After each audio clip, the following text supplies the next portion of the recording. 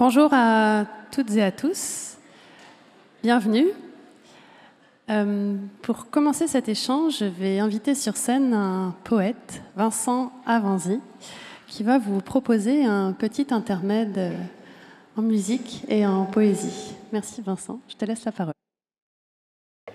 Merci Anne-Sophie. Bonjour à tous, bienvenue.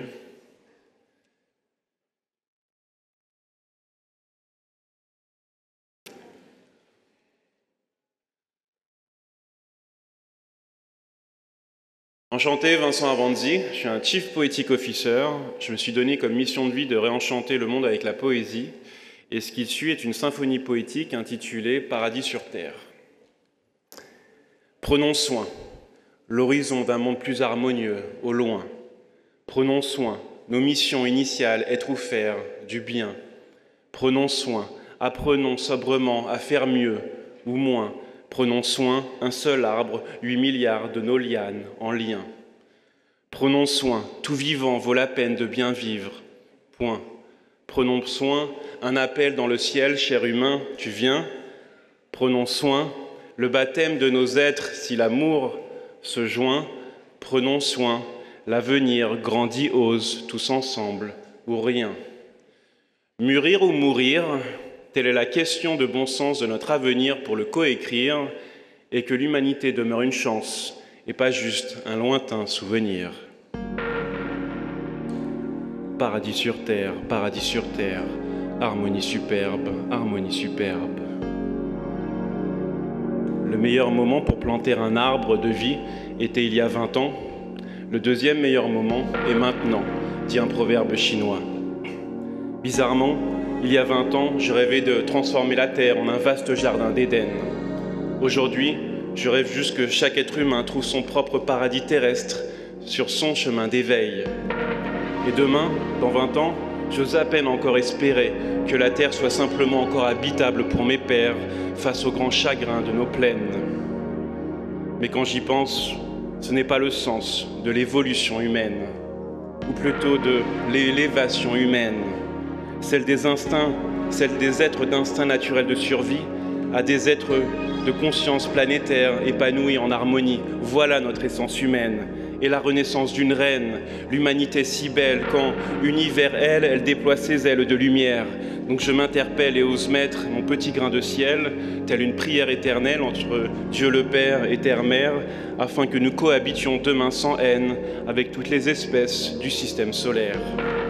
Un poing en l'air et une main sur le cœur en guise de « je t'aime » pour rassembler les quelques loups solitaires en un grand tout solidaire, en cœur, dans un monde de merveilles. Paradis sur terre, harmonie superbe. Cette poésie, je la dédie à l'arc-en-ciel que colorie la grâce de chaque être humain, car l'avenir réside dans l'harmonie d'une partition à 16 milliards de mains. Au siècle dernier, en contemplant la lune, on disait « un petit pas pour l'homme, un grand pas pour l'humanité ». Au XXIe siècle, en contemplant la Terre, on dira « un petit pas de côté, un grand pas pour notre humanité éclairée et une révolution poétique pour magnifier notre sublime constellation étoilée. » Parce que qu'allons-nous léguer à nos enfants? Enfin non, justement pas à nos enfants, mais en eux, en guise de présent. Le merveilleux dans les cieux pour illuminer leurs yeux avec ce vœu de voir éclore le monde en beaucoup mieux. Car il n'y a pas de murs, il n'y a que des ponts. Tout comme il n'y a pas de tueurs, il n'y a que des bombes. Aussi vrai qu'il n'y a pas de dur, il n'y a que des bons. Gardons confiance dans l'horizon, le temps de l'avenir sera long. Paradis sur terre, harmonie superbe, H-A-R-M-O-N-I-E. C'est l'amour, c'est l'humain en amour qui rêve d'un monde en osmose avec le nous, dans l'invisible des étoiles, harmonie. Et si nous sommes aujourd'hui au purgatoire, entre l'enfer et le paradis, entre l'apocalypse du capitalisme et le biomimétisme de l'humanisme, c'est peut-être parce que l'on n'est pas humain, mais on le devient pour réaliser notre destin commun. Alors devenons humains et dédions notre vie à une noble cause pour voir apparaître le chemin vers notre apothéose. Mais la vérité est que nous sommes tous perdus et que le temps n'existe plus. Nous naviguons à ciel ouvert dans l'inconnu vers un futur a priori sans issue, à ce carrefour suspendu au cœur de nos vertus. C'est vrai, moi, plus je suis intelligent, et moins je me sens humain. Et plus j'ai des sentiments, et plus j'aime juste faire le bien, et faire le lien entre nos deux mains pour coécrire le parchemin du bien commun.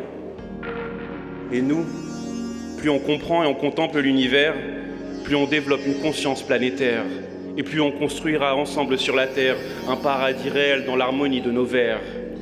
Pourquoi ?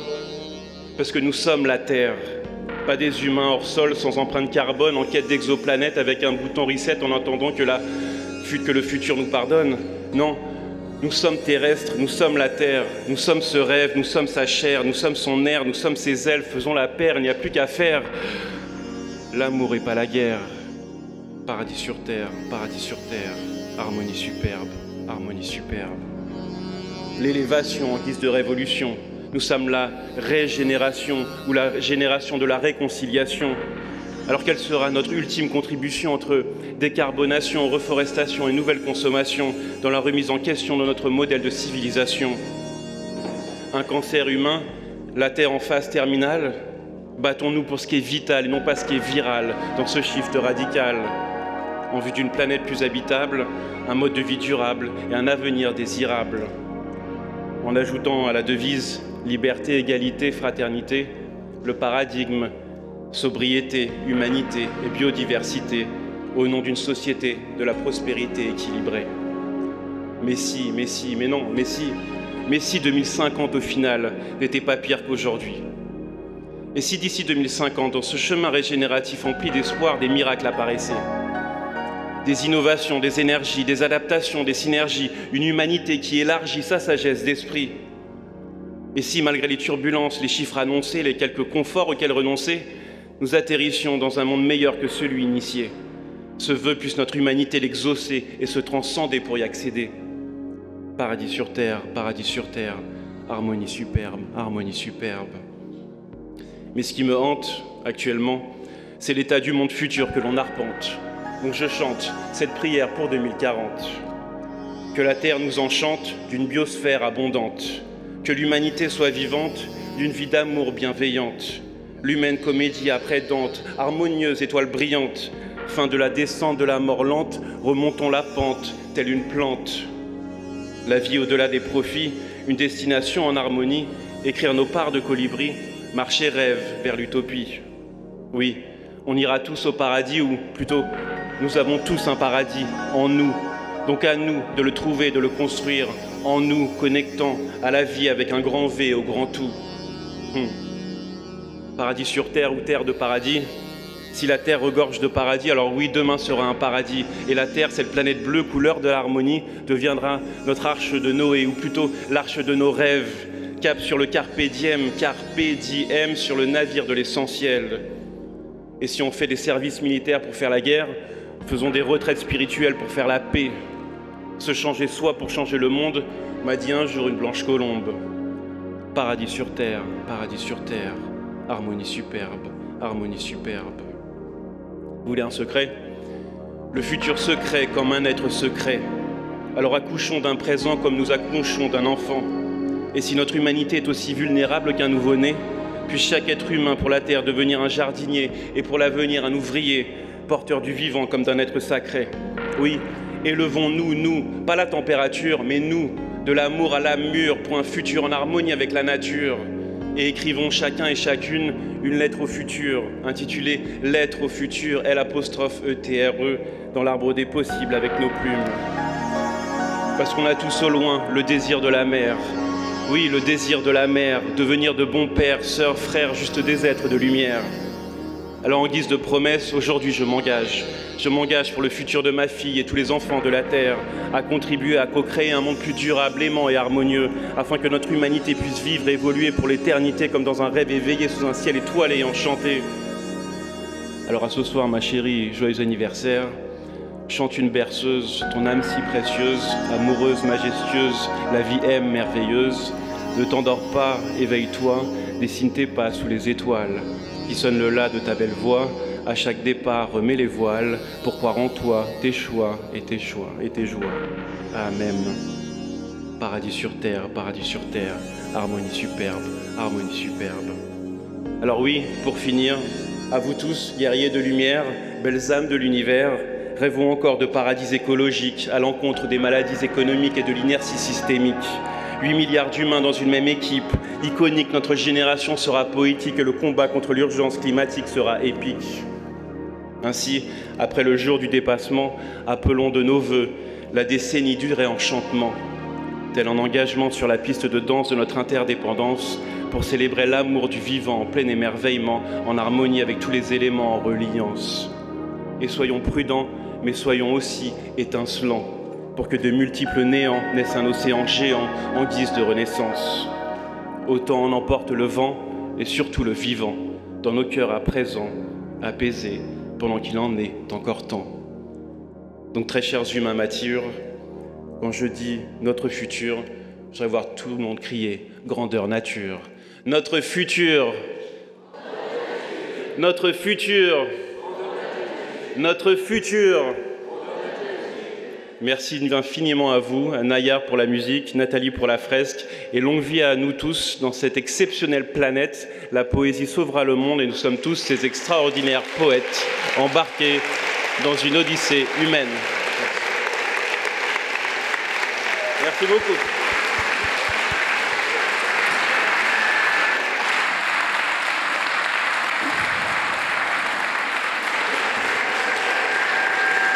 Merci Vincent. Comment ne pas avoir une petite pensée, même une grande pensée pour Christian Bobin. Je ne sais pas si vous avez vu, on a appris son décès ce matin. Immense poète également. Et voilà, je pense qu'on peut poser une intention de lui rendre aussi un peu hommage à travers cette table ronde. En tout cas, je m'appelle Anne-Sophie Novelle, je suis journaliste indépendante, autrice. Et je suis ravie d'être avec vous cet après-midi pour animer cet échange. Nous allons aborder ce sujet si fondamental qu'est le soin aux vivants. S'il y a bien un sujet que la pandémie de Covid-19 a mis au cœur de nos vies ces 2 dernières années, c'est bien celui de la fragilité de la vie. De nos vies d'humains et d'humaines, certes, du rôle des soignants, mais aussi de nos interdépendances, et ça a été dit, avec le monde sauvage, avec le vivant que l'on dit être non humain, dont, il faut le dire, nous nous préoccupons, hélas, pas assez. Si la pandémie nous a fait découvrir la notion de zoonose, je ne sais pas si certains d'entre vous ont vu le film de Marie-Monique Robin, La fabrique des pandémies, mais c'est au cœur de son enquête, une bonne partie du monde vivant s'éteint en silence en raison de nos modes de vie. La vie des zones humides, par l'artificialisation des sols, la vie des insectes et des oiseaux en raison des pesticides, la vie marine sous l'effet des pollutions plastiques et des modes de pêche. Comment cohabiter autrement et envisager des manières d'habiter le monde plus respectueuses du vivant? Alors que nous venons de franchir le cap des 8 milliards d'humains sur Terre, alors que les modes de vie des plus riches impactent le chemin de vie des plus pauvres, alors que la dernière conférence de l'ONU sur le climat n'a rien amené sur le front de la baisse de l'usage des énergies fossiles, et que l'on traite d'éco-terroristes ou d'éco-fascistes celles et ceux qui cherchent justement à mieux respecter le vivant sur Terre, se posent aujourd'hui de vraies questions sur notre capacité à prendre soin du vivant et de notre humanité. Alors, pour entrer tout de suite dans le vif du sujet, j'aimerais donner la parole à Cynthia Fleury, qui est philosophe, psychanalyste et professeure titulaire de la chaire Humanité et Santé au Conservatoire national des arts et métiers, également professeure associée à l'École des Mines. Votre dernier livre, Ce qui ne peut être volé, la charte du Verstollen, avec le designer Antoine Fenoglio, chez Gallimard, est un ouvrage dans lequel vous listez, sans hiérarchie, ce qui peut nous être volé, c'est-à-dire le silence à l'horizon, la santé, le temps long, de même que les méthodes et approches qui permettraient d'éviter que ce vol ait lieu. Alors, au cœur de votre réflexion se pose l'accélération du temps aussi, sachant que c'est justement une donnée précieuse qui ne peut être volée. Alors qu'est-ce que ça signifie à l'heure du capitalocène, alors que beaucoup ont peur que nous manquions de temps pour sauver l'humanité des dérives générées par les modes de vie occidentaux? Merci. Merci, bonjour à tous. Donc effectivement, on a fait cette charte du Verstollen. Je reviens juste sur la notion de Verstollen parce qu'elle n'est peut-être pas évidente pour tous. Donc en allemand, ça veut tout simplement dire furtif, furtivement. Et ça faisait un écho, bien évidemment, à un auteur que vous connaissez sans doute, qui s'appelle Alain Damasio, qui est un auteur de science-fiction et qui a écrit un livre qui s'appelle Les Furtifs, et qui raconte d'une certaine manière l'émergence d'une nouvelle catégorie d'êtres humains demain pour essayer d'échapper aussi à une hyper-normalisation, à une hyper-surveillance, une espèce de panopticon géant. Et moi, au moment de la pandémie, j'avais parlé de bien-surveillance, avec un mélange de, au nom du sanitaire, on ira de plus en plus demain vers du monitoring des uns et des autres. Donc l'idée, c'était donc d'activer cette notion de furtivité au sens de liberté, préservation des libertés, et puis en même temps il y a un autre grand enjeu qui est celui de la sobriété, et bien évidemment furtivité ça peut être un synonyme de sobriété puisqu'il s'agit de peser le moins lourdement possible sur les écosystèmes naturels, comment on peut demeurer et être le plus furtif possible. Donc voilà, donc c'était ce double enjeu de sobriété et en même temps de préservation des libertés publiques. Et donc cette charte, en fait, elle a vocation, je dirais, à dire de manière sensible un programme qui peut être pris par les politiques publiques. Parce que c'est fondamentalement ça, c'est-à-dire c'est une autre manière de s'adresser aux politiques publiques par le versant sensible, par le versant de l'expérience et de leur dire mais quand on fait des politiques publiques pour réaménager un territoire, par exemple, en fait, on doit préserver certaines choses. Et ce qu'on doit préserver, c'est ces 10 choses-là. Nécessairement. Et c'est important parce que ces 10 choses-là, elles sont compatibles demain, et elles sont non seulement compatibles, mais elles sont les conditions de possibilité d'une soutenabilité d'un contrat social naturel. Je fais les deux. Moi, je suis c'est vrai, un ancien chercheur du muséum. Mais au muséum, j'avais entre guillemets en charge, avec d'autres collègues bien évidemment, la place de la nature comme garant du contrat social. Donc je reste un défenseur de cet humanisme-là, c'est-à-dire voilà, comment on peut bien sûr se reconnecter à la nature et comment on peut préserver ce que d'autres appelleront la justice sociale et la justice environnementale qui sont absolument liées. Et donc bien sûr la question du temps, la question de décélérer, la question simplement du temps propre qui est une des grandes conquêtes de l'État social de droit. Et demain, c'est vrai, et peut-être je m'arrêterai là, mais si on veut défendre une action des citoyens notamment, mais voilà, de chacun d'entre nous dans ce qu'on appelle la démocratie continue, la démocratie délibérative, la démocratie participative, etc., il faut penser la modélisation économique de cette citoyenneté que moi j'appelle capacitaire. Et donc nécessairement, c'est la question du temps. Est-ce que nous avons du temps pour le faire? C'est la question des moyens. Ça veut dire que quand je suis en train de participer à une convention citoyenne, quand je suis en train de produire un texte qui peut-être va être une aide pour amender tel ou tel texte, etc., qui me paye? Voilà, parce que je ne peux pas me mettre en danger. Donc ça veut dire que la superstructure qui est autour de moi doit pouvoir dégager un temps citoyen pour que ce temps, je puisse l'allouer à une capacité de participer aux affaires publiques. Et ça, c'est des enjeux clés aujourd'hui si on veut véritablement transformer l'action institutionnelle, c'est-à-dire que nous avons à inventer des outils institutionnels nouveaux, décentralisés, qui travaillent avec d'autres types d'échelles. Et ça aussi, le Verstollen, c'est quelque chose qui manie des échelles beaucoup plus dans la proximité, dans les territoires. Donc voilà ce que c'est que le Verstollen. Donc à la fois bien sûr la conquête du temps, mais vous verrez la conquête du silence, la conquête de l'horizon, la conquête de ce qu'on appelle la générativité du vulnérable, c'est-à-dire comment la vulnérabilité doit cesser d'être niée et comment au contraire elle doit être utilisée comme un point pour penser une théorie de la conception, etc., etc. Le soin aux morts. C'est un point très important. Je pense qu'on a tous fait l'expérience pendant la pandémie de cette légitimité anthropologique essentielle qui est que une cité se bâtit par l'accompagnement aux vivants, mais par l'accompagnement aux morts. Et donc, très important de préserver ces espaces, cette possibilité. Et ça aussi, ça demande le temps de se recueillir, possible, etc., etc. Est-ce que vous avez des exemples concrets d'application de cette charte? Oui, alors vous allez voir, c'est très très basique en fait, parce que l'enjeu d'une charte, c'était bien sûr de réveiller, si j'ose dire, l'architecte et le designer qui sommeillent en nous tous, mais d'avoir une charte qui puisse parler encore une fois autant à des administrateurs du territoire, des institutions publiques, mais qu'à un maire de village, qu'à un directeur d'école, qu'à un directeur, un DRH dans une entreprise, etc. etc. Donc c'est la possibilité. Et donc en gros, aujourd'hui, on a lancé un programme scolaire. Voilà, à la demande, à chaque fois, c'est volontaire. C'est des directeurs. Là, c'est un directeur d'école qui voulait absolument que, tiens, qu'est-ce que c'est que le Verstollen pour les enfants? Est-ce que ça peut produire un programme scolaire? Lequel? Comment? On travaille avec une réhabilitation d'hôpital. Qu'est-ce que c'est que le Verstollen à l'hôpital? On travaille un jardin. Je vous donne tous rendez-vous d'ailleurs pour aller voir le jardin du Verstollen à Chaumont-sur-Loire. Vous connaissez peut-être ce lieu magnifique.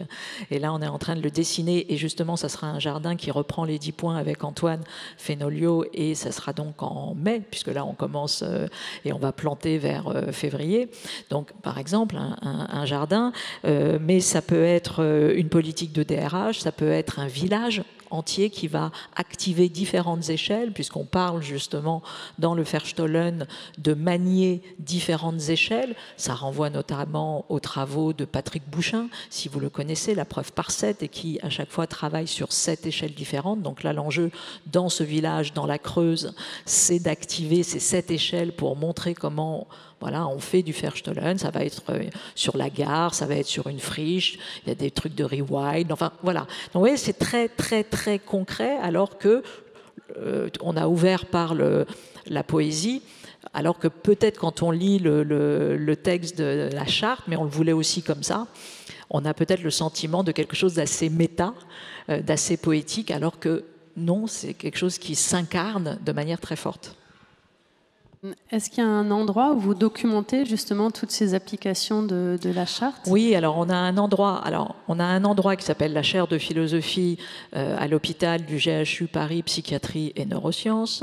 Donc c'est chaire de philo, en gros, voilà. Donc chaire de philosophie où là on a documenté, on a des notes, notamment on a un très beau travail qui est en lien avec ces territoires du soin. C'est une jeune anthropologue qui s'appelle Sophie Glaze qui a fait une belle note sur hotspot de la vulnérabilité et de la biodiversité, et je vous invite, elle est dans les publications, voilà, donc on travaille à partir de ça, on a des cours qui sont reliés à ça, et puis on a une thèse, donc je dirais que c'est un jeune doctorant, Pierre Bidon, qui est en train de commencer sa thèse avec des expériences de nature et des territoires qui sont justement on co-dirige avec Emanuele Coccia, que vous connaissez sans doute, et puis bien sûr Antoine Fenolio, c'est une thèse CIFRE. Donc vous voyez, on va documenter bien évidemment parce que c'est absolument déterminant, et c'est un des points du Verstollen, dans un esprit très latourien,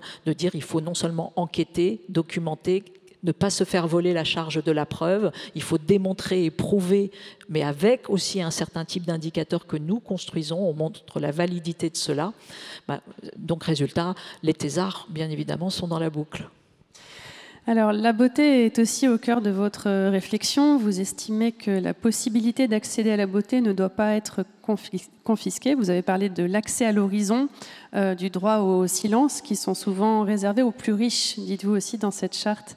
Donc, comment est-ce qu'on peut garantir aujourd'hui au plus grand nombre, sans restriction de ressources, cet accès au silence, à la beauté, à la biodiversité, tout en protégeant les milieux? Là, c'est vraiment le mélange, je dirais, des choix entre guillemets institutionnels de type justement politique publique. C'est pour ça que c'est toujours important malgré tout d'inclure l'échelon politique, l'échelon étatique ou l'échelon municipal dans la boucle. Alors ça veut dire, moi je pense aujourd'hui, ça fait longtemps que je pense maintenant que c'est pas nécessairement au début, parce que c'est plutôt aujourd'hui à la fin comme un moment de validation et de montée en généralité. Donc ça c'est le côté monter en généralité, mais en fait aujourd'hui il faut se saisir des droits d'expérimentation, il faut utiliser les tiers-lieux, il faut aller sur des démarches plus pilotes de type hackathon, de type voilà, c'est-à-dire que de type Fab Lab, que sais-je, tous ces lieux qui nous permettent d'expérimenter in situ assez rapidement, de façon un peu frugale, quelque chose qui peut fonctionner. Et moi, je crois à vraiment cette conjonction, c'est ça qu'on appelle le climat de soins, c'est d'activer tous ces niveaux, encore une fois, en même temps, avec des objets qui étaient jusqu'à présent et des échelles qui étaient, entre guillemets, non reliées. Alors que je pense qu'aujourd'hui, on crée la légitimité d'un mouvement, et puis même d'une envie, d'un désir, d'une réassurance, parce qu'on sait les découragements. Donc c'est important, si vous voulez, d'activer ces désirs et ces courages. Donc c'est vrai que quand on fait quelque chose qui est local, qui est prêt, on active aussi, si vous voulez, une santé. C'est clinique, c'est comme ça. Donc bien sûr, il faut viser les grands niveaux de la gouvernance mondiale et les COP et tout ce que vous voulez, mais il faut que de l'autre côté, en étau, on prenne et qu'on se mette donc au travail dans ces engagements. Et ce qui est, je trouve, assez merveilleux, c'est une génération aujourd'hui qui a grandi avec cette conscience-là, parce que c'est comme ça, moi, c'était pas ma génération, mais cette génération, elle est prête à ça, elle veut cela, elle veut travailler sur une notion d'impact différente, elle veut aussi témoigner de sa singularité, donc des approches plus, qui sont portées par les initiatives aussi des individus, mais elle veut également restaurer un certain type de collectif. Donc, voilà. On y reviendra.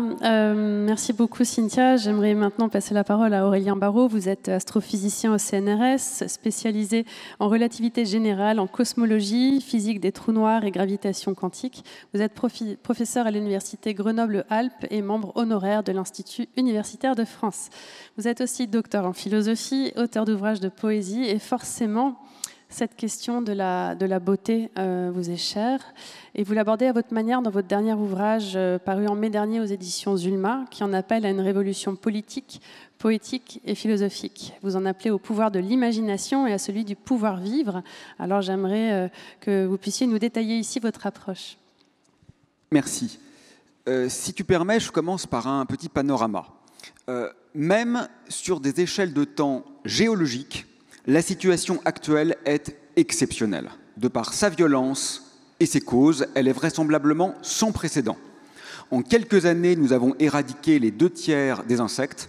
En quelques décennies, nous avons éradiqué les 2/3 des mammifères sauvages. En quelques millénaires, nous avons éradiqué les 2/3 des arbres. Plusieurs centaines de milliers d'êtres humains décèdent chaque année en Europe de la pollution. Alors, en venant ici tout à l'heure dans le train, j'ai lu quelques nouvelles. Alors, je vous fais part de l'état du monde tel que je l'ai compris ce matin.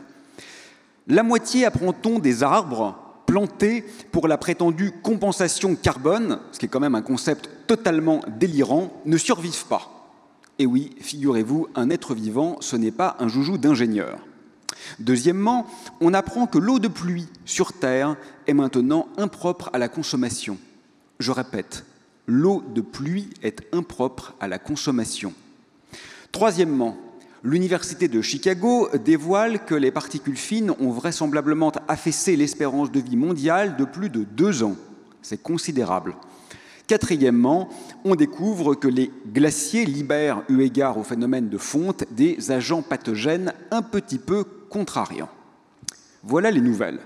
Et en parallèle, vous voyez se développer ce que j'appellerais une sorte d'indécence techno-débile qui va très très bien, qui vraiment est luxuriante, depuis les programmes spatiaux absolument émétiques qui font frétiller les chefs d'État et les milliardaires, jusqu'au déploiement de cette pathétique finalement intelligence artificielle qui est en réalité une inintelligence algorithmique qui tente à appauvrir les possibles.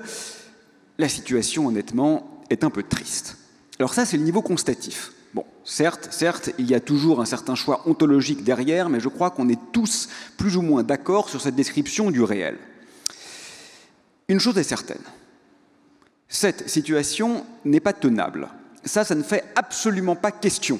Plus personne de sérieux ne se pose cette question. On peut le voir de multiples manières. La plus évidente, c'est que la courbe des prélèvements est actuellement très au-dessus de celle des ressources écosystémiques. Ça, c'est certain, ça ne peut pas durer. On peut le voir parce que les limites planétaires sont aujourd'hui dépassées sur plus de la moitié des critères majeurs. On peut le voir parce que les points dits de non-retour sont atteints essentiellement 2 fois plus vite que prévu. Autrement dit, les conditions d'habitabilité de cette planète sont en train d'être laminées. Donc ça ne peut pas durer, ça ne fait même pas débat. Mais ce qui est intéressant, je crois, c'est que prendre les choses par ce biais, c'est encore regarder un peu par le petit bout de la lorgnette. Parce que c'est laisser entendre qu'il serait, dans une certaine mesure, souhaitable que les choses puissent se poursuivre dans la même direction. C'est finalement suggérer que le véritable problème serait l'absence de pérennité. Il n'en est rien. Qu'est-ce qu'on veut ? C'est ça la question. C'est uniquement ça la question. À supposer que ce soit durable, et je le redis une dernière fois, ça ne l'est pas. Est-ce qu'on aimerait vivre dans l'univers d'Elon Musk qui est en train de se profiler ? Un ciel où les satellites artificiels ont remplacé les étoiles. Un réel où la vulgarité la plus crasse s'exhibe avec obscénité. Voilà ce qui est en train d'advenir.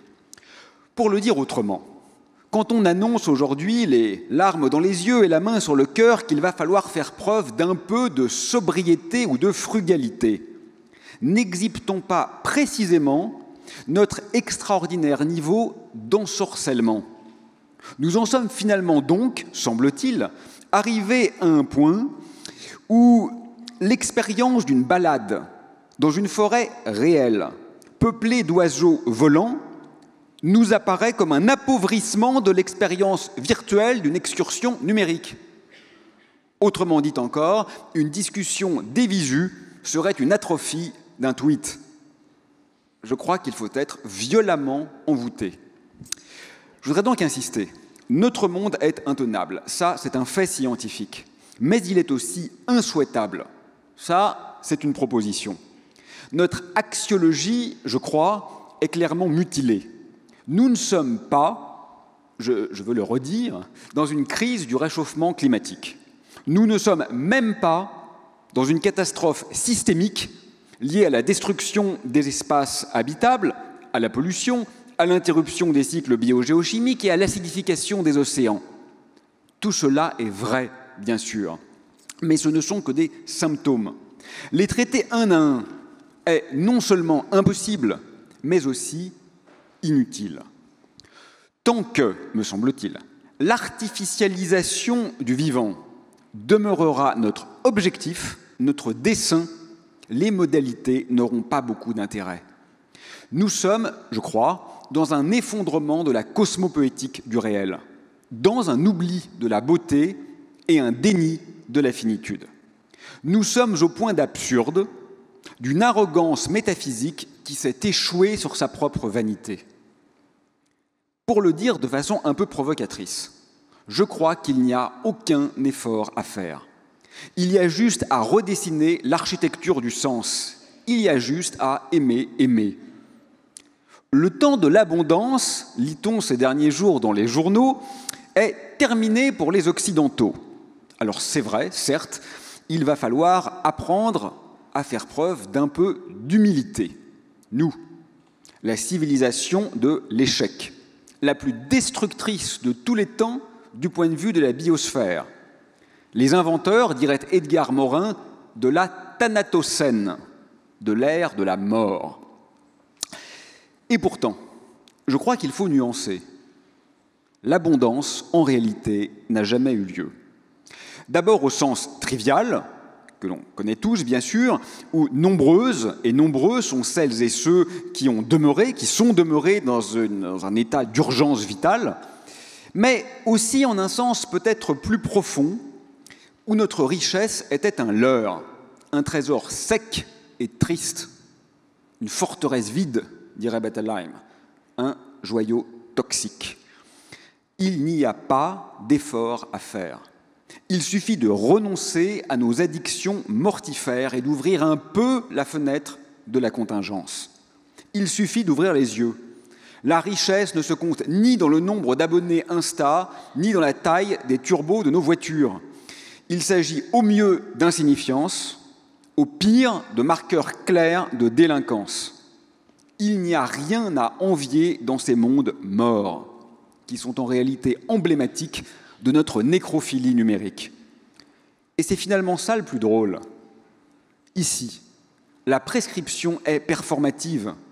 Il suffit de le dire, parce que tout cela ne tient que par l'architecture de nos désirs. Les réorienter, c'est agir. Alors bien sûr, on le sait, la technologie a été utile. Elle devient létale. Ça ne demande pas un niveau d'analyse extrêmement élevé. Vous pouvez appeler ça l'effet paracétamol ou la pharmacie de Platon si vous êtes un peu plus pédant. C'est la même idée. Ce qui est remède à petite dose devient poison à dose de gavage. C'est trivial. Ainsi en va-t-il de la technique et de la finance. Alors de deux choses l'une.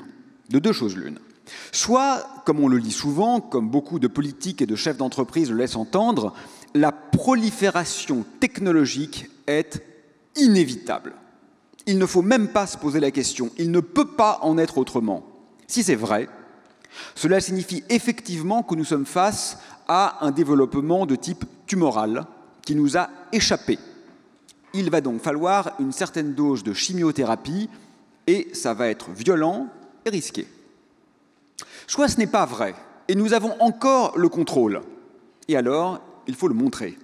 Mettre fin à cette course totalement délétère et délirante, ce monde de machines et de programmes. Il n'est pas juste inepte et dangereux, il est laid. Je vais bientôt finir. Prendre soin du vivant, c'était ta question que j'aborde en conclusion. Prendre soin du vivant, oui, probablement, pourquoi pas. Vous savez, la vie est un processus extraordinairement singulier. Pour un physicien comme moi, la vie, c'est ce qu'on appelle un système profondément non ergodique, c'est-à-dire qu'elle n'explore qu'une toute petite partie de son espace de phase. Elle viole en quelque sorte les prémices de la théorie des ensembles, ce qui signifie qu'elle est un hors des mathématiques, ce qui la rend évidemment plus belle encore. Je crois qu'il s'agit, en fait, plus simplement et plus profondément, de penser les règles du jeu et pas seulement de jouer un bon coup, de comprendre que ce monde pourrait être autre. Et pour ce faire, il suffit de regarder les innombrables autres cultures qui l'ont habité, de se départir un peu de notre orgueil d'occidental. Nous ne sommes pas les maîtres, nous sommes les esclaves consentants de notre aliénation technique. Mais l'anthropologie et l'ethnologie sont là pour nous aider et nous montrent sans cesse les infinies autres manières d'habiter cette planète qui déjà ont été à l'œuvre. Il suffit de regarder ailleurs, sans paternalisme, non pour enseigner, mais pour apprendre. En conclusion, en vraie conclusion cette fois, je donne jamais de conseils de petits gestes. Ça m'énerve, il y a des gens beaucoup plus compétents que moi pour le faire, et je crois de toute façon que nous n'en sommes plus là. Ce n'est plus du tout la question. Je vais faire aujourd'hui une exception.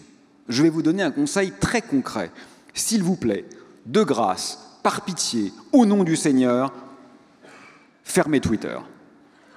Fermez définitivement Twitter.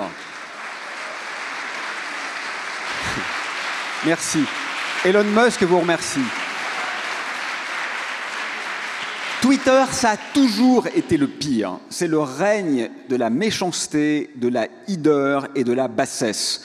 La pensée en 240 caractères, ça n'existe pas. C'est la négation dans les termes de la pensée. Et aujourd'hui, c'est en plus devenu le symbole de l'homme le plus vil au monde dans son rapport à ses employés, à la beauté, à la pensée, à l'État et à l'avenir. Quiconque aujourd'hui use encore de ce moyen, n'importe quelle entreprise qui aujourd'hui encore fait de la publicité sur Twitter est quand même complice du massacre. Merci.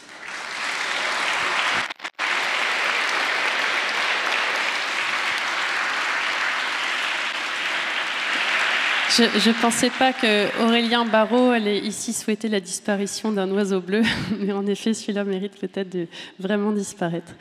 Petite parenthèse refermée, j'avais quand même une question sur ces fameuses révolutions. J'entends bien politique, poétique, philosophique. Il faut se désenvoûter, ai-je compris, mais concrètement, comment fait-on ? pour produire ce nouveau réel? J'ai entendu, on peut observer ce que font d'autres sans paternalisme, mais par quelle voie peut-on commencer? Comment s'engager? Voilà, il y a des activistes en ce moment qui tentent des actions un peu nouvelles, qui interpellent justement par le biais de l'art et des musées. Que préconisez-vous? En fait, c'est toujours pour moi une expérience terrible, parce que j'ai systématiquement l'impression d'être extraordinairement concret, et on me répond toujours, mais alors, concrètement, qu'est-ce que vous proposez? Et j'ai l'impression de ne faire que ça. Donc je dois me tromper, puisque j'ai sans doute pas raison contre tous et toutes. Plus sérieusement, je pense que le temps est à l'activisme fractal. Je ne crois pas qu'il soit pertinent de tenter de hiérarchiser le bien fondé des approches. Je crois que ce que dit Cynthia est évidemment juste et nécessaire. Je crois que ce que Vincent a dit tout à l'heure était essentiel. J'aime bien l'image. Il a dit « main sur le cœur et point tendu ». C'est pas mal ça, main sur le cœur et point tendu. C'est en même temps révolutionnaire et bienveillant. Mais pas cette bienveillance un peu neuneux, parce que ça, on en a ras-le-bol, de la bienveillance neuneux. Moi, ce qui m'intéresse, c'est la bienveillance impertinente et insolente. Et voilà, et lire et écouter et regarder hors de l'ordre.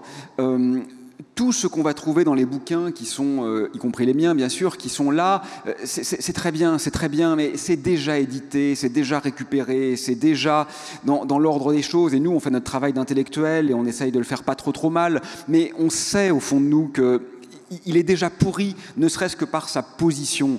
Donc, lisez plutôt les livres interdits, allez discuter avec les gens qui n'ont pas pignon sur rue, comme nous-mêmes, qui ne sont pas sur l'estrade. En fait, c'est eux les véritables révolutionnaires. Merci Aurélien.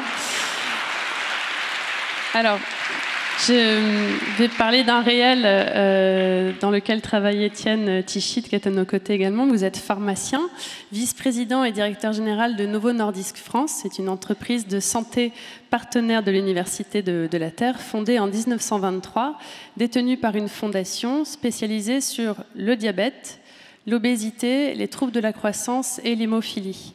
Depuis janvier 2021, vous êtes aussi vice-président aux affaires publiques de Polépharma. C'est un réseau pharmaceutique en Europe qui regroupe des acteurs de la filière biopharmaceutique implantés dans les régions Centre-Val-de-Loire, Normandie et Île-de-France. Bref, du coup, vous êtes dans le réel, dans le soin, dans l'urgence, vous êtes pleinement dedans. Et du coup, je voulais qu'on revienne avec vous sur le rôle d'un laboratoire comme le vôtre dans la protection du vivant. Quelles sont vos prises de conscience, vos engagements, voilà, qu'on puisse avoir déjà un petit aperçu. Oui, merci. Merci. Et je ne voudrais pas ajouter à l'image que vous avez amenée, Aurélien, tout à l'heure, sur aussi une catastrophe annoncée en ce qui concerne les maladies chroniques. Je travaille pour une entreprise qui est danoise, qui est détenue par une fondation et qui est, bien, comme vous l'avez dit, bientôt centenaire. Et dans ce contexte-là, c'est un engagement dans le temps, déjà, dans le temps pour traiter des maladies chroniques. Et on l'oublie souvent, la maladie chronique, c'est la maladie du quotidien. C'est celle avec laquelle le patient vit avec ce que l'on appelle le fardeau de la maladie. Et on en a tous autour de nous, de la famille, des amis, voilà, qui sont touchés par ces maladies-là. Donc nous, en tant que mission d'entreprise, évidemment, et en tant que mission d'entreprise du médicament, l'objectif, c'est de pouvoir accompagner au long cours des patients avec des solutions qui sont de plus en plus holistiques. Si je veux utiliser un terme voilà, qui permet de regrouper en fait toutes les maladies connexes à une maladie chronique comme le diabète ou comme l'obésité. Et donc ça démarre par la recherche et le développement, parce que pour nous, tant qu'il n'y a pas de guérison, il n'y aura pas de cesse d'innover. Et donc on a plus de 5000 chercheurs aujourd'hui qui cherchent tous les jours, pas seulement à améliorer la glycémie de celles et ceux qui sont atteints de diabète, à améliorer le poids de celles et ceux qui sont victimes d'obésité ou les autres pathologies que vous avez citées, mais surtout, ce qui nous anime tous les jours, parce que là on peut parler du vivant dans l'entreprise, c'est de chercher à tout prix à prendre le patient dans son ensemble, dans son intégralité. Parce que quand on est victime d'une maladie chronique, il y a toujours des maladies connexes. Donc typiquement, quand vous êtes atteint de diabète, vous êtes souvent atteint d'une maladie cardiovasculaire, souvent atteint d'une maladie rénale, souvent atteint d'obésité. Et la difficulté, c'est de réussir, en fait, à non seulement avoir une offre pour le patient qui va lui permettre de mieux vivre au quotidien, mais aussi d'espérer un futur meilleur. Donc on est pleinement dans le cœur du soin et en ce qui nous concerne, on a la responsabilité chaque jour de 35 millions de patients dans le monde. Donc ce qui veut dire qu'il faut aussi qu'on trouve un modèle pour innover et aussi prendre soin tous les jours de toutes ces personnes qui sont atteintes de maladies chroniques. Donc libérer du fardeau, ça veut dire qu'il faut qu'on prenne le patient dans son intégralité, il faut qu'on soit aussi capable de l'accompagner, donc de trouver des outils, des technologies qui permettent de l'accompagner. Et puis, au final, de réussir à produire aussi pour l'ensemble de ces patients chaque jour. Et ça, c'est aussi un défi net. On évoquait tout à l'heure, Aurélien le disait, donc c'est une catastrophe annoncée. Et en même temps, je pense qu'on peut prendre le taureau par les cornes. Et en tout cas, quand je regarde les efforts que l'on fait dans ce domaine-là, certes, on a tous, les uns et les autres, je pense, en tête nos perspectives de neutralité carbone, mais je pense que le plus important, c'est surtout tous les pas que l'on passe chaque jour. Et aujourd'hui, si on regarde sur un site qui est proche du nôtre, hein, à Chartres, puisqu'on produit aujourd'hui des traitements insuliniques à Chartres, eh bien, aujourd'hui, on a cette capacité de pouvoir éliminer 8500 tonnes de CO2 chaque année, hein, parce qu'on a réussi à accélérer la décarbonation, à accélérer la diminution des gaz à effet de serre. C'est 6000 voitures qui roulent en continu. Tout ça grâce à la biomasse. Donc, ce qui veut dire qu'on va utiliser des déchets d'agroforesterie pour pouvoir réussir à produire de l'énergie et continuer à réussir à produire chaque jour pour les patients. Et puis, de l'autre côté, c'est aussi sur la partie sobriété. On a un vrai défi, c'est la sobriété en matière d'eau.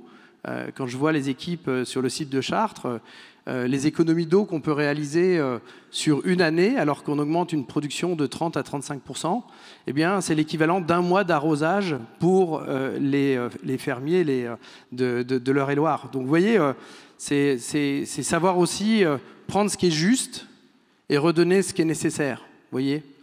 Et ça, c'est véritablement au cœur de notre mission, c'est en permanence trouver des points d'équilibre entre l'innovation au service du patient, l'innovation pour le patient, pour son quotidien dans sa famille, tant qu'il n'est pas guéri, et puis derrière, d'innover pour aussi bien préserver la planète et surtout éviter des émissions qui sont non nécessaires, non souhaitables et terribles. Voilà. Est-ce que la notion de Verstollen dont parlait Cynthia tout à l'heure vous parle, du coup, dans votre vie professionnelle, personnelle J'ai envie de vous demander comment êtes-vous furtif ? Je commence, c'est ça. Donc, alors, furtif, je crois que je le suis quand je vais pas très très loin de votre expérimentation, Cynthia. Donc, quand je m'approche du Berry, voilà. Donc, en général, c'est le moment où les réseaux ne passent plus, et je pense que là, dans ces moments-là, je suis furtif à titre personnel.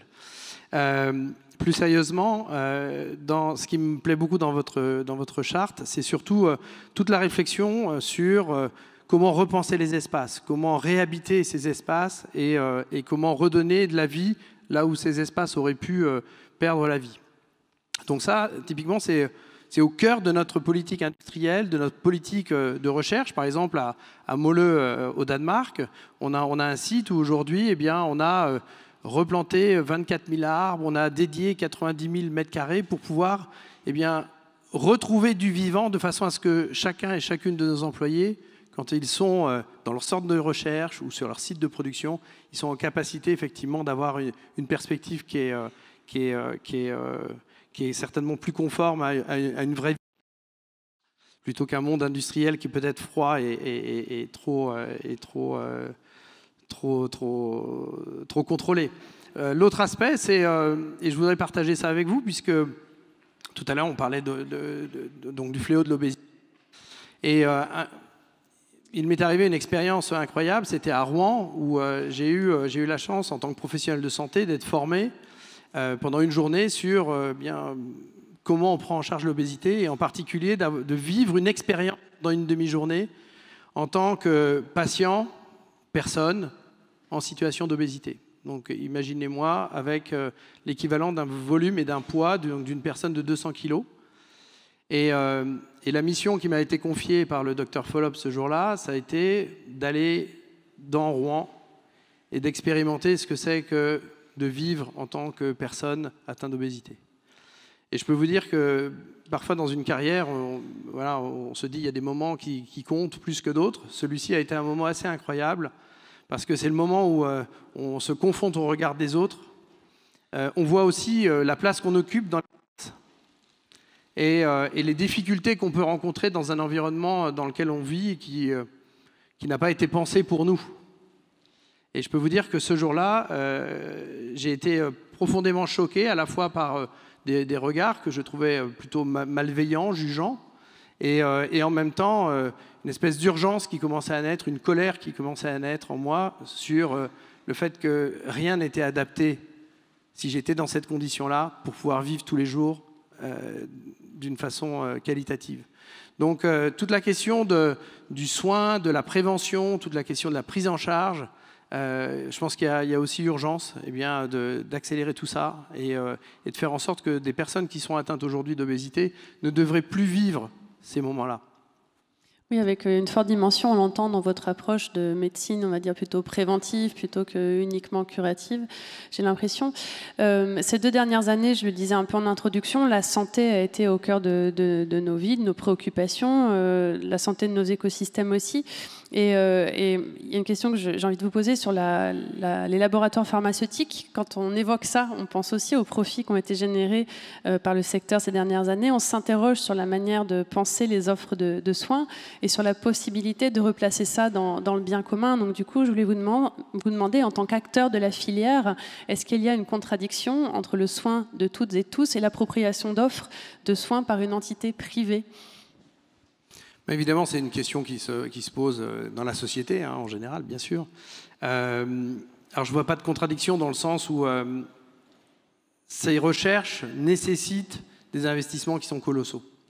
Donc, il nous faut, aujourd'hui, pour pouvoir réussir à amener une innovation, du mieux dans la vie d'un patient chaque jour, il nous faut consacrer 1 milliard d'euros ou de dollars, on est à peu près sur la même fourchette.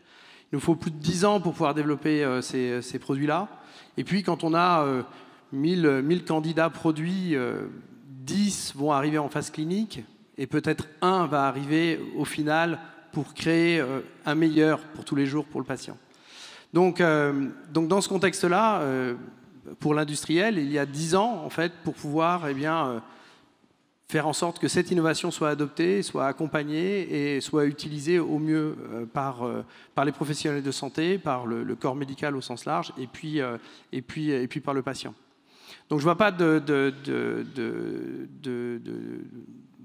conflit ou quoi que ce soit entre le privé et puis la santé pour tous, dans le sens aussi où à un moment donné, ces molécules ou ces recherches sont redonnées aux autres. Et typiquement, aujourd'hui, si on regarde dans notre domaine, en particulier dans le diabète, l'insuline pourrait être repris et utilisé par d'autres industriels. Là, je pense que l'enjeu principal, c'est de réussir à pouvoir avoir quelque chose, une insuline qui est beaucoup plus physiologique, quelque chose qui ressemble plus à vos besoins de tous les jours, en fonction de vos repas, de votre glycémie, de vos besoins, et puis surtout, derrière, de réussir à avoir une qualité et une sécurité d'emploi qui soit reproductive d'un jour sur l'autre, et des capacités aussi. Tout à l'heure, j'évoquais les 35 millions de patients dont nous nous occupons indirectement par la production Novo Nordisk. Et très clairement, aujourd'hui, on se doit de pouvoir produire cette quantité, mais surtout s'assurer que la qualité est au rendez-vous et que chaque patient sera correctement traité. Merci. J'aimerais rebondir avec Cynthia justement sur cette question du soin, parce que vous le dites dans de précédents travaux que c'est aussi ce qui fonde notre humanisme. Or, dans des sociétés à plusieurs vitesses, face à des pressions économiques, numériques, qu'on a déjà évoquées, sociales de plus en plus fortes sur les individus, vous dites aussi les corps encaissent mais n'ont pas nécessairement les moyens de résister. il s'ensuit des stratégies de contournement du soin. Et là aussi, une formule qui m'intéresse, vous dites il n'y a pas de soins du climat sans climat de soins. C'est une formule que j'aimerais bien que l'on aille explorer un petit peu maintenant. Alors rapidement sur soins du climat, climat de soins, c'était bien sûr une astuce comment dire, stylistique pour rappeler ce qu'on disait tout à l'heure. Aurélien a parlé d'activisme fractal. J'ai rappelé les travaux de Bouchin sur la preuve par 7. Donc le climat de soins, c'est exactement ça. C'est de dire on ne peut plus fonctionner avec des systèmes comme on a fonctionné jadis par, en gros, du passage à l'échelle par la massification. C'est absolument et de la standardisation et tout ce qu'on connaît, c'est-à-dire cet hyper-productivisme, etc. Donc il nous faut penser un passage à l'échelle parce que cette question de l'impact, elle est déterminante, mais différemment. Et donc, nous, c'est ce qu'on a appelé le climat de soins, c'est-à-dire qu'on va aller, comme un acupuncteur, trouver quantité de points, quantité d'échelles différentes, un village, une entreprise, une multinationale, une école, une communauté d'apprenants dans le monde digital, etc., des patients, une cohorte de patients, par exemple. Vous voyez, donc c'est tout ces comment dire, ces formats, hein, ces schèmes, pour tout d'un coup dire tiens, il se passe quelque chose, il y a un palier, il y a un seuil, et c'est ça le climat de soins. Donc et puis bien évidemment à chaque fois mêler comment dire, des acteurs de types différents, de la question de la biodiversité, la question du non-humain, enfin vous voyez, donc de travailler comme ça sur ces combinatoires et de penser une gouvernance des communs qui nous sied davantage. Donc ça c'est le premier point. Le deuxième point, c'est que donc effectivement, donc moi je suis titulaire d'une chaire qui est hospitalo-académique. Elle est donc Conservatoire national des arts et métiers et GHU Paris psychiatrie et neurosciences. Et dans cette chaire, elle est dédiée entre guillemets aux humanités médicales. Et en gros, elle utilise la matrice des humanités médicales, le prendre soin, pas simplement, alors notre premier cœur de métier, philosophie clinique, savoir expérientiel, on a un partenariat structurel avec l'Université des patients qui a été fondé par le professeur Tourette Turgis, et c'est très important puisque tout est co-designé entre guillemets avec les patients, les familles, etc. C'est des questions de démocratie sanitaire. On est très très lié à cette question bien évidemment du diabète puisque par ailleurs on a des antennes à l'étranger. On a une chaire au Mali qui est une chaire humanité et santé au Mali dans le service endocrino et qui est porté notamment par l'ONG Santé Diabète Stéphane Besançon sur la question du diabète précisément, donc la lutte pour le prix de l'insuline à un juste prix. Je vous renvoie aux travaux de Pauline Londex, de Stéphane Besançon et de quantité d'autres, mais qui tous les jours se bagarrent à ce niveau-là. Et par exemple, qu'est-ce qu'on va faire? Alors la chaire est dédiée aux humanités médicales liées au diabète, mais on a lancé, là on a déposé un projet sur sciences participatives et patients. Et comment justement on fait rentrer les patients dans les sciences participatives pour qu'ils soient, eux, dépositaires de protocoles scientifiques participatifs, pour qu'ils repensent les parcours de soins, pour qu'ils viennent monitorer différemment les normes de vie qui sont les leurs, etc., pour qu'on repense les questions d'observance. Donc tout ça, c'est qui nous présente, eux, des critères qui sont valables d'abord aussi pour eux. Donc vous voyez, c'est tous ces travaux qu'on fait à la chaire et c'est déterminant parce que c'est bien sûr, vous avez parlé de l'holistique, on peut dire le One Health. Aujourd'hui, on essaye véritablement de montrer le continuum des soins entre le soin du vivant, le soin des personnes, le soin de la santé, etc. Bon, donc on est dans ces approches, là, et on essaye puisqu'on est dans cette transition entre guillemets épidémiologique qui fait que la chronicité aujourd'hui est un élément clé. Les maladies chroniques sont devant, et il faut bien comprendre que les maladies chroniques devant l'infectieux, alors quand il y a une zoonose, ça peut, on s'y perd un peu, sauf que dans la zoonose à l'heure actuelle, aujourd'hui, c'est encore une chance, mais la problématique, c'est la comorbidité. Donc, malgré tout, c'est le fait qu'il y ait des maladies chroniques derrière qui viennent se surajouter et qui produisent des formes graves, etc., etc. Demain, ça ne sera peut-être pas comme ça. Mais ça veut dire quoi, si vous voulez passer de l'aigu, entre guillemets, de l'hyper-aigu au chronique? C'est ce qui a été dit. C'est-à-dire, c'est toutes vos normes de vie qui changent. C'est toute la question du rétablissement, c'est toute la question de la prévention, c'est toute la question de l'ambulatoire, c'est toute la question du care, etc., etc. C'est la démocratie sanitaire, c'est des nouveaux parcours de soins. Donc ça, c'est quand même une autre manière de devoir penser nos systèmes de soins, et c'est encore une fois ce qu'on essaye de faire à la chaire. Merci Cynthia. Aurélien, je ne vous ai pas fait rebondir sur cette charte du Verstollen. Je voulais peut-être qu'on le fasse un petit peu, mais aussi qu'on s'attelle aussi à cette question de savoir comment est-ce qu'aujourd'hui on peut faire entrer la sensibilité au vivant dans notre champ d'attention, plus souvent accaparé par les écrans, vous avez assisté là-dessus, mais aussi dans le champ de l'attention politique. C'est intéressant la situation dans laquelle on est. Vous vous rappelez, il y a 1 heure, quand on est entré dans l'amphi, c'était agréable. On entendait des chants d'oiseaux diffusés vraisemblablement par de gros amplis numériques, et je suppose qu'ils étaient probablement d'origine synthétique. Et puis, on a vu un petit film de Bienvenue où on nous montrait qu'il fallait aimer la vie, aimer l'écologie, être connecté. Non, mais ça n'a rien à voir, être connecté. C'est complètement dingue, en fait. Vous voyez, c'est passé comme ça, comme une lettre à la poste, là, tout à l'heure, dans le petit film de Bienvenue. C'est la même chose. Vous êtes gentil, vous êtes bienveillant, vous aimez le vivant, vous êtes connecté. Non.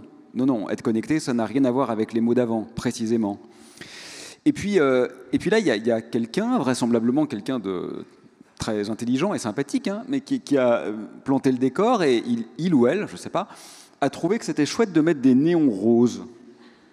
C'est vrai que c'est plutôt joli d'ailleurs, mais c'est marrant quand même. On s'est dit, tiens, on va mettre 8 ou 7 ou 6 néons roses sur Terre, sur scène. C'est même pas le problème d'ailleurs de ce qu'ils consomment, hein, c'est sans doute très faible, mais c'est la symbolique du truc. On se dit qu'un néon rose, là, bah, c'est mieux que s'il n'était pas là, en fait. Voilà. Et puis après, on a vu qu'on était quand même tous là parce qu'on est sponsorisé, paraît-il, par Casino et L'Oréal, donc super. On est avec les gentils, quoi, tout va bien. Alors oui, c'est compliqué parce que la furtivité, moi je suis entièrement d'accord avec ce qu'a dit Cynthia, hein, évidemment. Certains aimeraient bien la trouver aussi. Par exemple, les jets privés des grands patrons, ils aimeraient beaucoup être furtifs parce que ça les stresse beaucoup qu'on arrive à suivre leurs déplacements. Donc c'est un luxe nécessaire. Ça me fait penser aussi à ce que disait Isabelle Ebrard, qui parlait du droit à l'errance que nous avons perdu et qui est absolument indispensable.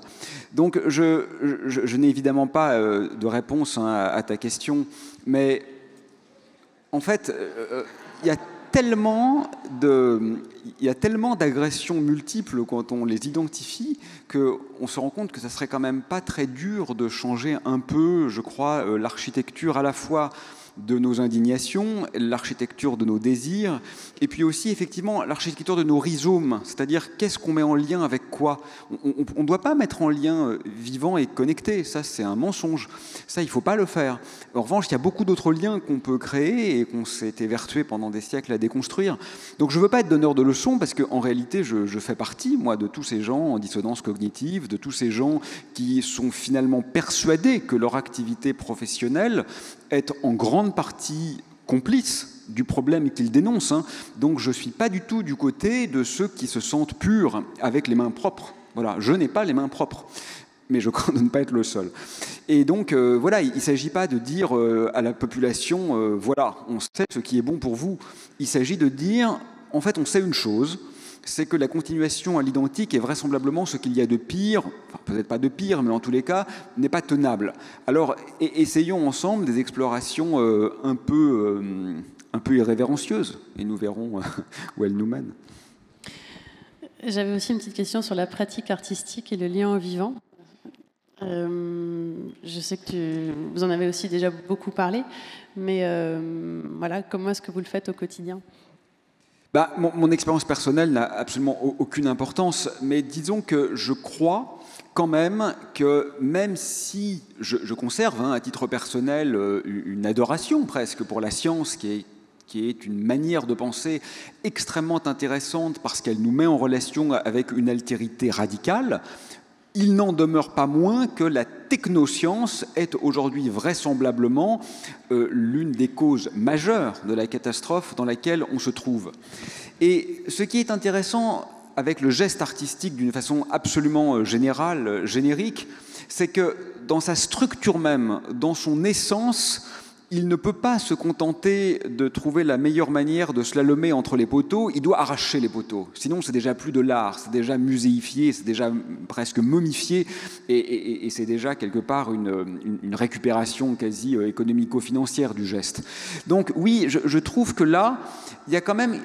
C'est d'ailleurs un truc que j'ai trouvé intéressant. Vous avez vu, la semaine dernière, tous les hebdos, tous ceux que j'ai vus en tous les cas, faisaient leur une sur l'écoterrorisme. Là, quand même, les activistes écolos, ils allaient trop loin. Je crois que l'un d'eux a titré même le suicide écologique. Pourquoi ? Alors, je ne suis pas spécialiste de la question, je vais peut-être dire une connerie, mais en gros, ce que j'ai compris, moi, c'est que quelques militants déversent essentiellement du jus de tomate sur des vitres. Jamais sur des œuvres. À ma connaissance, jamais une œuvre n'a été endommagée. Jamais il n'a été essayé d'endommager une œuvre. Donc, il y a des gens qui mettent du jus de tomate sur des vitres. Et là, vraiment, c'en est trop. Ça, c'est vraiment plus supportable. Là, on a dépassé la limite. Bon, ils sont fous, quoi. On est devenus fous, en fait. On est complètement tarés. Et par rapport à ça, on ne peut pas quand même ne pas être scandalisé par la hiérarchisation de ce qui nous paraît intenable. Et la question de la science, elle est vraiment intéressante parce que, évidemment, je me la pose forcément par des formations professionnelles. Certains pensent que la science est vraiment structurellement problématique. Voir le magnifique discours d'Alexander Grothendieck, l'un des plus grands mathématiciens de tous les temps, en 1972, il y a 50 ans au CERN, qui explique qu'il faut arrêter la recherche. D'autres, au contraire, pensent que la science est la seule manière de nous sauver. Je crois que les deux points de vue sont un peu erronés, non pas au sens d'une sorte de synthèse dialectique en expliquant que la science, finalement, c'est un peu bien, un peu mal, ça serait neuneux, mais au sens où je crois effectivement que la science doit choisir son camp entre se placer dans la surenchère affirmatrice de ce qui est déjà, auquel cas elle est complice du massacre, soit au contraire utiliser de cette arme de subversion massive qu'elle peut constituer si elle s'attelle à une reconstruction ontologique. Parce que ça, elle peut le faire, même dans mon domaine en physique, on peut se rendre compte que le monde n'est pas du tout ce que l'on croyait. Et ça, c'est exactement ce dont on a besoin. Donc, la question, je crois, c'est moins une question disciplinaire qu'une question de la modalité pratique. Sans doute, c'est vrai aussi pour les artistes, d'ailleurs. Qu'était ma question de départ, le rapport entre l'art et le vivant. Je ne sais pas si vous voulez réagir sur ce qui vient d'être dit rapidement, mais il nous reste aussi du temps que j'aimerais utiliser pour laisser la parole, prendre vos questions. Je pense que quelqu'un va circuler avec un micro et je propose qu'on essaye de prendre 2-3 questions à chaque fois, que je répartirai de manière à ce que le plus grand nombre d'entre vous puissent parler. Alors, je ne sais pas où est le micro, parce que je pense que c'est mieux pour qu'on puisse vous entendre. Est-ce que ça marche? Ah oui, ça marche bien. Vous me permettez? Allez-y, monsieur. Oui. Salut Aurélien. Roland, ça va? Voilà. Salut Roland. Oui, Roland. Alors Roland, vous savez, c'est un biologiste qui a travaillé 40 ans en Afrique et 40 ans en France. Et si vous voulez, on parle toujours, j'ai jamais entendu parler, et Aurélien, bravo, parce qu'il faut prendre en compte des gens qui ont la solution, et en particulier les pays autochtones. On dit toujours les pays autochtones peuvent apporter, au lieu de leur imposer, je suis tout à fait d'accord avec toi Aurélien, eh bien c'est à nous de prendre le message. Et j'interviendrai, puisque je suis dans un atelier qui s'appelle « La vieillesse a de l'avenir ». J'ai 82 ans, j'étais à Stockholm, à Rio, j'ai travaillé en tant qu'universitaire en écologie, J'étais IRD Orstom à l'époque. J'ai fait un mandat UNESCO préparatoire au développement durable à Rio. Et donc, j'ai encore, à 82 ans, apparemment j'ai le tonus, j'ai fait un livre qui s'appelle « La Terre et nous », que Aurélien connaît. Ouais. Et donc, demain soir, si vous voulez entendre des choses plus pratiques, mais les philosophes africains, en particulier malgaches, ont plein de choses à nous apprendre et ils savent parfaitement se retenir. Donc, ne délirons pas trop. Hein, je rejoins absolument les discussions d'aujourd'hui et revenons les pieds sur terre. C'est absolument fondamental. Merci beaucoup. Merci. Merci. Merci pour votre intervention. Donc, question, allez-y, prenez la parole. Après, on passera à vous, madame, et on pourra aller derrière ensuite. Allez-y. Déjà, merci pour ces interventions. J'aimerais poser une question en commençant par citer un poète, qu'on parle de poésie. Lautréamont, si poète maudit ou prince des poètes il fut, disait que les gémissements poétiques de son siècle étaient des sophismes. Ma question, en fait, en appelle à une autre tout de suite après. La poésie, oui, certes, mais la poésie, sous quelle voûte, par quelle muse doit-on être inspiré?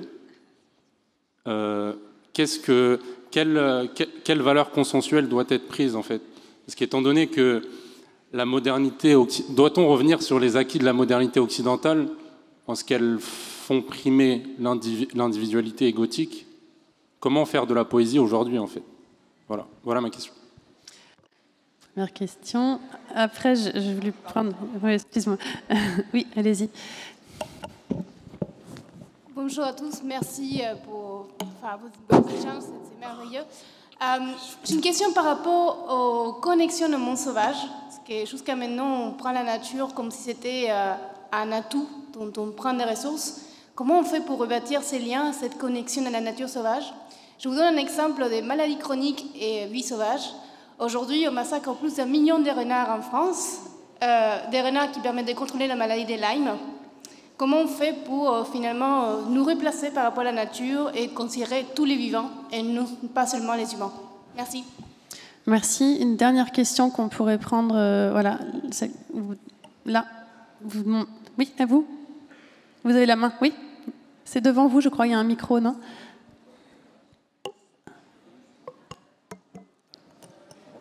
Excusez-moi, je suis loin à la détente. Merci beaucoup d'avoir fait un état des lieux de ce qui est visible. J'aimerais vous entendre sur le vivant et la conscience, ce qui est peut-être moins visible, mais qui pourtant est aussi en évolution. Est-ce qu'il y a un pas de conscience qui vous habite, dont vous pouvez témoigner? Merci. Alors, je récapitule nos 3 questions. Comment faire de la poésie aujourd'hui? Comment faire le lien entre le soin, la vie sauvage et les maladies qui émergent aussi de notre façon de tuer les animaux et le vivant et la conscience. Alors, je ne sais pas, j'aimerais vous entendre tous les 3 sur chacune de ces 3 questions ou une question au pif. Bon, d'abord, merci Roland. On va tous regarder ton livre et ton enthousiasme est quelque chose d'assez magique et émouvant. Pour la poésie, alors c'est vrai que c'était bien d'avoir donné l'exemple des Chants de Maldoror, parce que c'est vraisemblablement encore un des livres un peu maudits et donc toujours un peu signifiant. Ce que je veux dire, moi, par cet exemple, c'est simplement que le poète, c'est pas celui qui s'allonge au bord de l'eau en laissant flotter une belle rose sur la rivière. Bon, il peut le faire, mais c'est pas ça, la poésie. Hölderlin disait « la poésie, c'est la précision ». Mandelstam surenchérissait « la poésie, c'est le meurtre ». Ce qui est intéressant dans le geste poétique, c'est qu'il faut connaître, comprendre et maîtriser les règles de la grammaire, de la sémantique, de la syntaxique, avec une extraordinaire acuité. Et en même temps, le poète est en droit et même en devoir de les transgresser à chaque ligne. Sinon, elles n'ont aucun intérêt. Donc, métaphoriquement et au-delà de l'écriture, c'est exactement ça que je voulais dire. Et quand tu me demandes quels sont les consensus sur lesquels on peut s'asseoir, je répondrai absolument aucun. Si c'est consensuel, ce n'est déjà plus très intéressant. Moi, j'adore Jean Genet, qui est toujours un peu sulfureux quand même, hein, et je suis ravi de voir que la Pléiade n'a toujours pas édité l'intégralité de son œuvre. Ça veut dire qu'il est donc encore signifiant de le lire. Voilà. Merci. Étienne Tichy.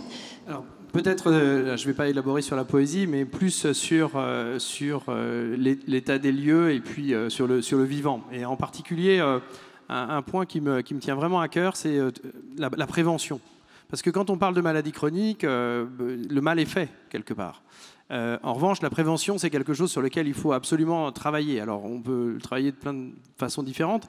On a choisi, sous l'égide de l'ambassade du Danemark, de travailler la prévention à l'échelle d'une ville, d'une agglomération à Strasbourg.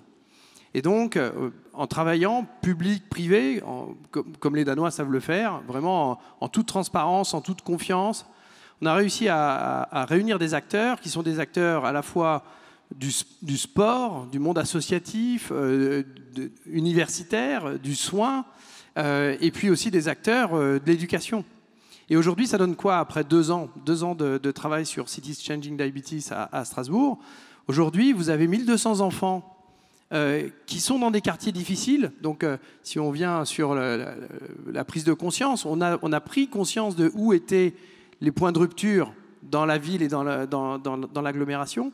Et derrière, 1200 enfants aujourd'hui viennent tous les midis, au lieu d'aller à la cantine manger en général mal, malheureusement, ils viennent, ils ouvrent leur sac, ils montrent ce que leurs parents leur ont donné, et là, à partir de là, ils partent, ils enlèvent tout ça de la table, puisque c'est souvent des bouteilles de 1,5 litre de boissons, de soda et autres. Ils enlèvent tout ça de la table et ils apprennent à cuisiner ensemble avec des éducateurs. 1200 enfants après 2 ans. Vous vous rendez compte, c'est assez génial. De la même façon, ces enfants ont aussi un travail sur le temps d'écran. Parce que la prise de conscience, c'est aussi ça, c'est de savoir quelle est la vie de nos enfants. Et Aurélien le disait tout à l'heure sur la partie les écrans, la technologie.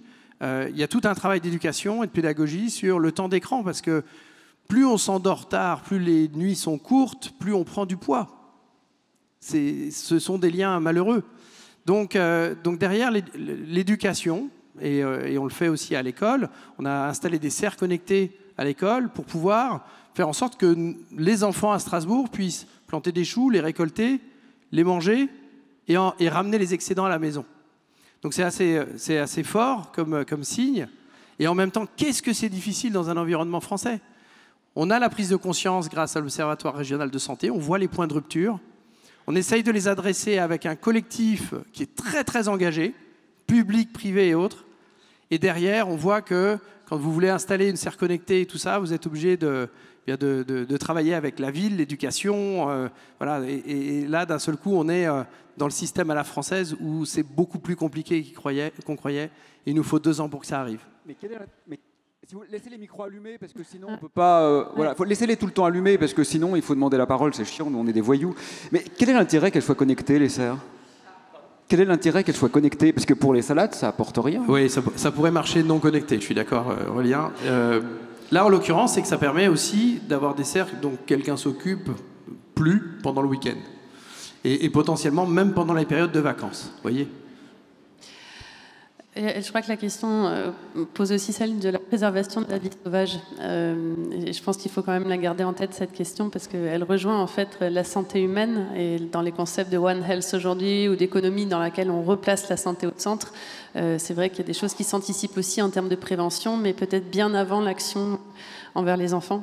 Donc je crois comprendre que c'était le sens de la question posée par Madame. Et donc je ne sais pas si vous avez des engagements en ce sens pour agir bien en amont, justement, sur la préservation de la vie sauvage, par exemple. Sur la préservation de la vie sauvage, je pense que c'est vraiment la logique de savoir occuper l'espace de façon raisonnée, raisonnable, et savoir redonner aussi aux espaces. Si je prends l'exemple...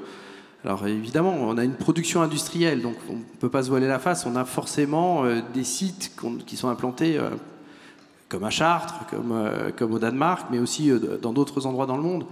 Et nous, notre responsabilité, telle qu'on la voit, encore une fois, on est détenu par une fondation. Donc la réflexion, c'est comment on peut avoir un minimum d'impact sur l'écosystème.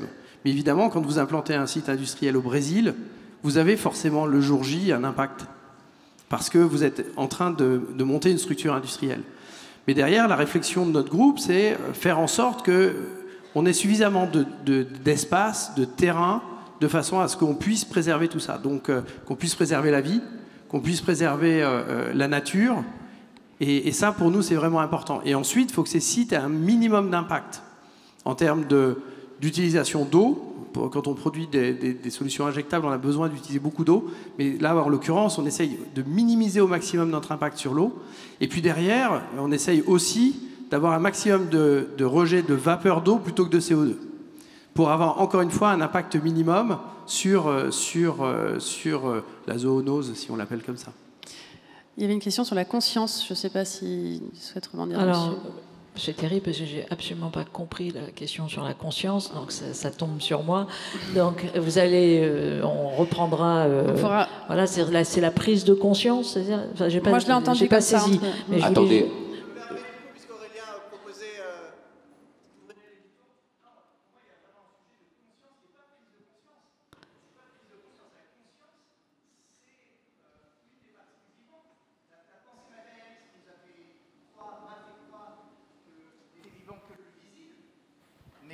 L'éther est rempli de plein de choses. Le vide est plein. Le vide est plein. Je pense que c'est sur la question de l'invisible. Non, mais... pardon. Je ne l'ai pas. Là. Donc je suis désolée. Il n'y a plus de son. On ne le voit pas. Mon point, pardon, je vais essayer d'être clair et généreux. C'est une redéfinition de la conscience. À mon sens, c'est pas tant à nous de prendre soin du vivant, c'est qu'il y a une intelligence de la nature qui est consciente et qui peut aussi prendre soin de nous dans notre espèce en évolution. Notre espèce en évolution, elle n'est pas en évolution juste parce qu'on allonge notre niveau de vie ou parce qu'on grandit en taille. On est en évolution parce qu'il y a aussi une conscience qui se manifeste à travers nous. Mais peut-être que ce n'est pas le sujet. Auquel cas, vous avez le droit de répondre à ce que vous voulez, Cynthia. Merci. Merci. Non, parce que c'est un gros sujet. Donc, on peut considérer qu'il y a peut-être un peu de controverse là-dessus, mais non, sur le rewild, parce qu'aujourd'hui, je veux dire, on a quantité de programmes en France, ailleurs, de réensauvagement de la nature. Donc c'est tout à fait. Il y en a un qui est pas loin d'ici, d'ailleurs, à la vallée de la Millière. Vous pouvez regarder. Bon, c'est très très intéressant et sans doute il faut le faire, le démultiplier. Mais c'est vrai qu'il y a ce que dirait sans doute Aurélien, c'est-à-dire qu'il y a tout le travail aujourd'hui si on peut arrêter, d'artificialiser le sauvage qui est vaguement encore existant. Donc c'est cette double combinaison, et Dieu sait si ça, sur les territoires, ce qu'on appelle les hotspots de la biodiversité à l'international, ces territoires, chaque jour, qui sont pourtant régulateurs pour les services écosystémiques de toute la planète, tous les jours, ces territoires, ils sont rognés, attaqués. Donc, c'est à la fois une défense politique forte de ces territoires qui sont encore, entre guillemets, relativement importants en termes de biodiversité remarquable, sauvage, etc. Et puis, effectivement, de démultiplier les programmes de rewild. En France, 1% de l'espace reste encore véritablement sauvage par rapport à d'autres pays comme la Suisse ou le Canada qui sont à beaucoup plus. Est-ce qu'il y a des questions par ici? Alors, allez-y, oui. Vous m'entendez? Oui. Alors, je vous prie de m'excuser si ma question peut paraître impertinente. En préambule, Vous m'entendez? Oui. En préambule, je ne jette pas la pierre en fait aux industries pharmaceutiques pour avoir un traitement, moi, à vie sur la thyroïde. Je suis ravie d'avoir cette maladie auto-immune. Merci les perturbateurs endocriniens. Ensuite, ma deuxième chose, c'est un peu pour Monsieur Tichy. Est-ce que vous ne pensez pas, vous dites, alors c'est chouette aussi d'avoir réduit votre pression sur les limites planétaires comme l'eau et autre chose, mais vous dites aussi que votre production, elle est en augmentation. Est-ce que c'est pas un peu à l'image des restaurants du cœur qui continuent d'exister et d'augmenter? Est-ce que c'est pas signe d'un échec, le fait d'augmenter sa production de traitements pharmaceutiques? On va prendre d'autres questions avant. Je suis désolée parce que c'est un peu ce que... Il y en a une devant et une derrière après. Si ça vous va, on fait comme ça. OK ? Ah, oui. Okay. Bonjour. C'est une question qui est adressée à tout le panel. Et donc, au début, le poète parlait du capitalisme. Et ce serait, à quel point pensez-vous que les entreprises peuvent participer au renversement du système sur lequel elles font leur chou gras ? Parce qu'on a une invitation qui est lourde de sens, à savoir celle du DG français de la multinationale Novo Nordisk. Et c'est le numéro 1 de l'insuline dans le monde. Et l'insuline, c'est très cher outre-Atlantique et il y a des gens qui en meurent parce qu'ils ne peuvent pas se soigner. Et le diabète est quelque chose de très lié aux conditions socio-économiques. Et du coup, est-ce que vous pensez que vous pouvez participer à détruire ce sur quoi vous rentabilisez, notamment parce que vous en profitez directement en tant que DG français de ce groupe ? Deuxième question pour Novo Nordisk. Je prends la dernière. Allez-y. C'était vous, la dame en blanc ? Vous, là. Ouais. Oui, allez-y. Bonjour. Donc, du coup, tout à l'heure, j'ai assisté à une conférence, enfin un débat, mais c'était plutôt une conférence du MEDEF. Et la question, c'était assez binaire, donc innover ou décroître. J'aimerais du coup avoir votre avis là-dessus. Est-ce qu'on peut... Ils ont parlé donc d'innovation, de croissance qualitative. Donc est-ce que véritablement qu'on peut contribuer à préserver le vivant tout en préservant notre économie dans le monde capitaliste? Aussi, j'aimerais une précision, donc plutôt pour Étienne Tichit, parce qu'on a parlé de compensation, enfin on n'a pas parlé de compensation carbone, mais tout à l'heure on en a parlé, et là on a parlé de neutralité carbone. J'aimerais avoir, en fait, la compensation carbone, si c'est pour déforester et détruire la biodiversité, après replanter des arbres dans la monoculture, est-ce que véritablement ça a du sens? Je ne sais pas. Et voilà, du coup ce sera tout. Merci beaucoup. Je vous laisse la parole, Étienne Tichy. Écoutez, merci pour vos questions. Et elles ne me paraissent pas impertinentes, elles me paraissent complètement logiques. Je vais répondre à la première, déjà, en ce qui concerne, donc, est-ce que c'est le constat d'un échec? On peut le voir comme ça s'il n'y a pas guérison. Je pense que c'est un échec s'il n'y a pas guérison.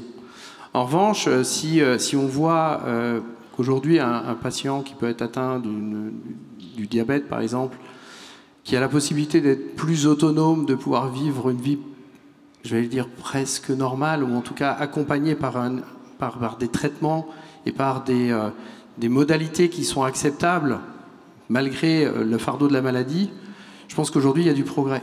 Et quand on regarde le progrès réalisé, c'est qu'aujourd'hui, ces patients-là, aujourd'hui, quelque part, on adresse beaucoup plus de besoins, pas simplement le besoin glycémique, mais aussi les problématiques de poids, les problématiques cardiovasculaires. Et donc, dans ce contexte-là, je pense qu'il y a du progrès, et je pense qu'on y contribue. Mais je prendrais aussi la part d'échec, dans le sens où on n'a pas encore trouvé de modalités pratiques pour guérir. Et en tout cas, j'appelle de mes voeux toute la recherche que l'on peut faire aujourd'hui sur des traitements qui seront...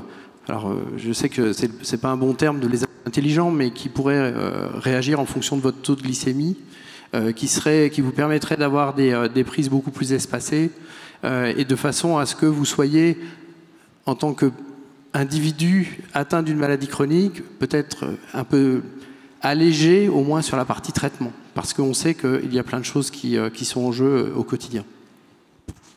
Et sur les deux autres questions?